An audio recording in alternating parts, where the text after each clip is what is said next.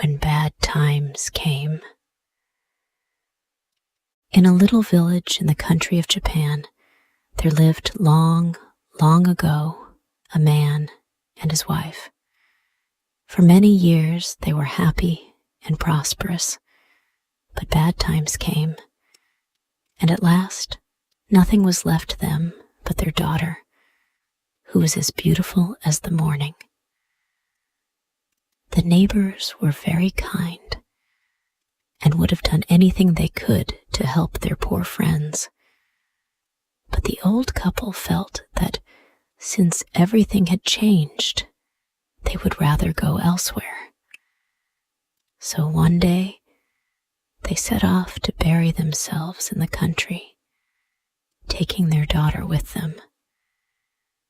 Now, the mother and daughter had plenty to do in keeping the house clean and looking after the garden.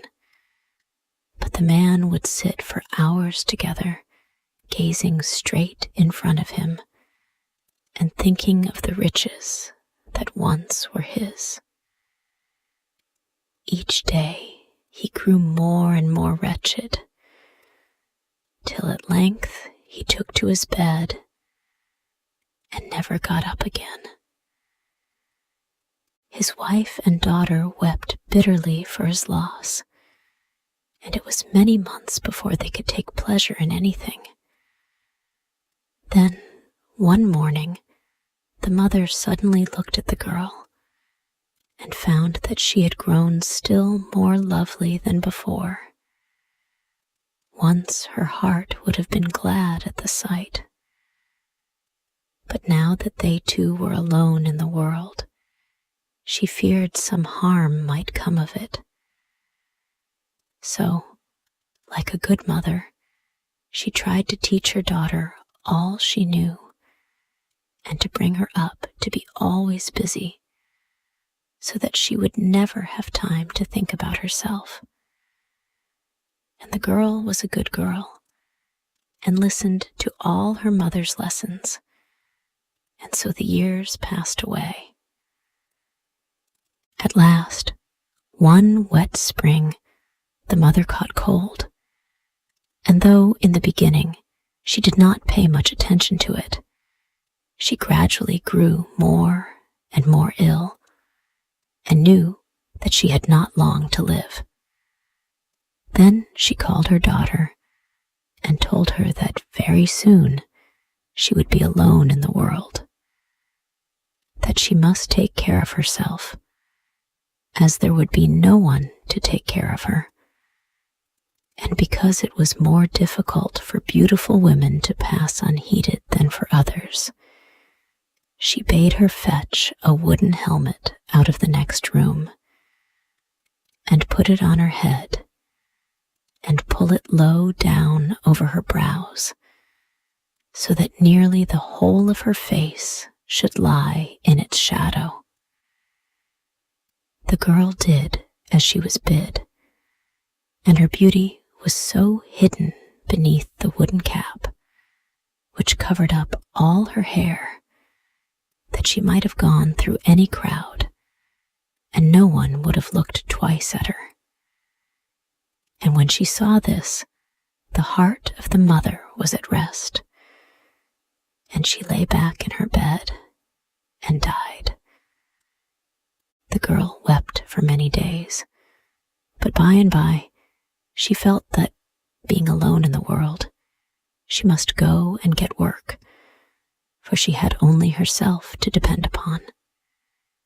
There was none to be got by staying where she was, so she made her clothes into a bundle and walked over the hills till she reached the house of the man who owned the fields in that part of the country. And she took service with him and labored for him early and late. And every night when she went to bed, she was at peace, for she had not forgotten one thing that she had promised her mother. And, however hot the sun might be, she always kept the wooden helmet on her head, and the people gave her the nickname of Hachihime. In spite, however, of all her care, the fame of her beauty spread abroad. Many of the impudent young men that are always to be found in the world stole softly up behind her while she was at work and tried to lift off the wooden helmet. But the girl would have nothing to say to them and only bade them be off. Then they began to talk to her, but she never answered them and went on with what she was doing. Though her wages were low and food not very plentiful, still she could manage to live, and that was enough. One day her master happened to pass through the field where she was working and was struck by her industry and stopped to watch her. After a while, he put 1 or 2 questions to her and then led her into his house and told her that henceforward her only duty should be to tend his sick wife. From this time, the girl felt as if all her troubles were ended, but the worst of them was yet to come. Not very long after Hachihime had become maid to the sick woman, the eldest son of the house returned home from Kyoto, where he had been studying all sorts of things. He was tired of the splendors of the town and its pleasures, and was glad enough to be back in the green country, among the peach blossoms and sweet flowers. Strolling about in the early morning, he caught sight of the girl with the odd wooden helmet on her head, and immediately he went to his mother to ask who she was and where she came from and why she wore that strange thing over her face. His mother answered that it was a whim, and nobody could persuade her to lay it aside, whereat the young man laughed, but kept his thoughts to himself. One hot day, however, he happened to be going towards home when he caught sight of his mother's waiting maid kneeling by a little stream that flowed through the garden, splashing some water over her face. The helmet was pushed on one side, and as the youth stood watching from behind a tree, he had a glimpse of the girl's great beauty, and he determined that no one else should be his wife. But when he told his family of his resolve to marry her, they were very angry and made up all sorts of wicked stories about her. However, they might have spared themselves the trouble, as he knew it was only idle talk. I have merely to remain firm, thought he, and they will have to give in. It was such a good match for the girl that it never occurred to anyone that she would refuse the young man. But so it was. It would not be right, she felt, to make a quarrel in the house, and though in secret she wept bitterly for a long while, nothing would make her change her mind.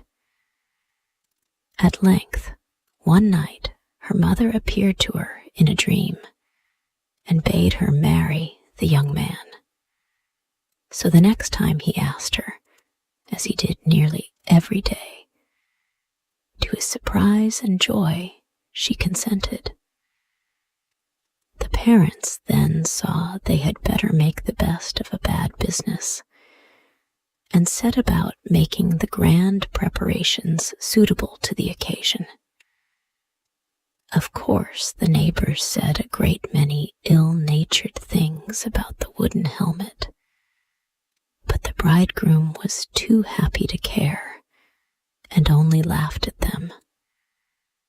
When everything was ready for the feast, and the bride was dressed in the most beautiful embroidered dress to be found in Japan, the maids took hold of the helmet to lift it off her head so that they might do her hair in the latest fashion.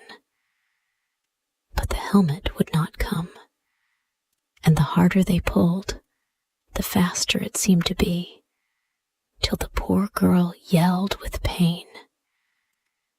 Hearing her cries, the bridegroom ran in and soothed her, and declared that she should be married in the helmet, as she could not be married without. Then the ceremonies began, and the bridal pair sat together, and the cup of wine was brought them, out of which they had to drink. And when they had drunk it all, and the cup was empty, a wonderful thing happened. The helmet suddenly burst with a loud noise and fell in pieces on the ground. And as they all turned to look, they found the floor covered with precious stones which had fallen out of it. But the guests were less astonished at the brilliancy of the diamonds than at the beauty of the bride, which was beyond anything they had ever seen or heard of. The night was passed in singing and dancing, and then the bride and bridegroom went to their own house, where they lived till they died, and had many children, who were famous throughout Japan for their goodness and beauty.